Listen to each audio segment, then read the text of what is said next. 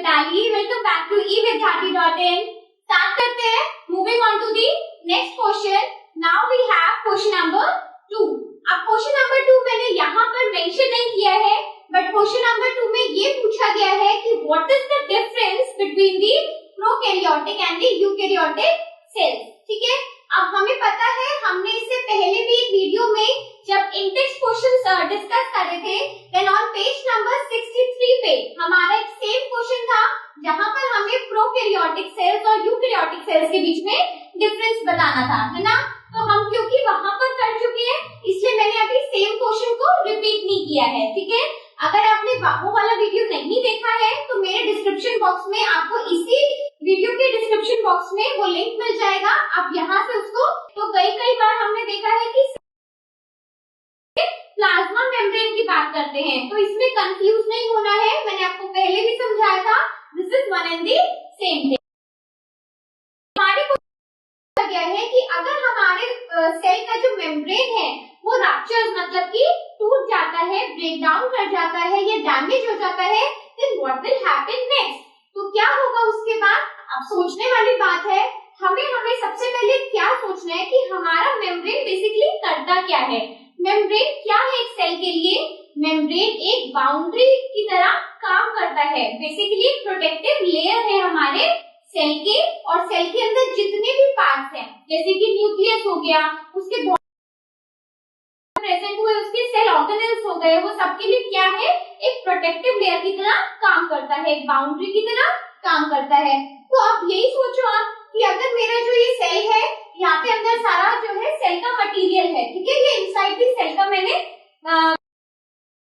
तो अगर ये उसकी ब्रेक डाउन कर जाएगी या फिर रप्चर हो जाएगी तो क्या होगा?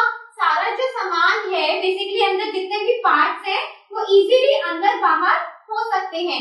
अंदर का सामान सारा बाहर निकल सकता है। सामान यानी कि मैं क्या रेफर कर रही हूँ? I am talking about the nucleus and the all the organelles. ठीक है, तो हमारा जो इनसाइड मटेरियल है वो क्या होता है? इजीली अंदर बाहर, तभी बाहर का मटेरियल है वो भी अंदर आ सकता है। तो भाई हमने अपने आंसर मेंशन करना है। ठीक है, क्या लिखना है हमें इसमें? If the cell membrane ruptures the content of the cell और आउटसाइड द सेल, जितना भी कंटेंट हमारे सेल के अंदर है या फिर सेल के बाहर है, ठीक है, it can move freely in and out of the cell. तो दैट मीन्स कि वो हमारे सेल से इजीली अंदर बाहर हो सकता है। पहले ये भी पढ़ा है कि हमारा सेल मेम्ब्रेन कैसा है? सेमी परमिएबल था, यानी कि वो हर एक को इजीली अंदर और बाहर आने जाने नहीं देता। मेम्ब्रेन ही नहीं रहेगा तो आप खुद सोचो रोकने वाला कौन है? भाई दरवाजा अगर हटा दिया गया है तो अंदर आने का रास्ता बन गया ना, उसको कोई बाउंड्री तो मिल नहीं रही है, तो बस सारा मटेरियल अंदर बाहर हो सकता है। ठीक है, तो इससे होगा क्या? इवेंचुअली इससे हमारा सेल मर जाएगा। ठीक है, the cell will eventually die. Why does it? Because as the protoplasmic material will be lost. यानी कि प्रोटोप्लाज्मिक मटेरियल की हम कौन सी बात कर रहे हैं? वो हमारे सेल के सारे अंदर के जो कंटेंट्स थे ना, जैसे कि यहाँ हमारा न्यूक्लियस हो गया, बाकी छोटे छोटे हमारे सेल ऑर्गेनेल्स हो गए, तो प्रोटोप्लाज्मिक मटेरियल वही कहलाया जाता है। ठीक है, तो वो ये बात कर रहे हैं कि अगर हमारा सेल मेम्ब्रेन ब्रेक डाउन करता है तो सभी कंटेंट अंदर बाहर होना शुरू हो जाएगा, और इनसाइड द सेल जितना भी कंटेंट है अगर वो बाहर निकल जाता है तो बेसिकली हमारा सेल अंदर से क्या होगा? इट विल डाई इवेंचुअली, क्योंकि वो अपने सारा प्रोटोप्लाज्मिक मटेरियल क्या करेगा?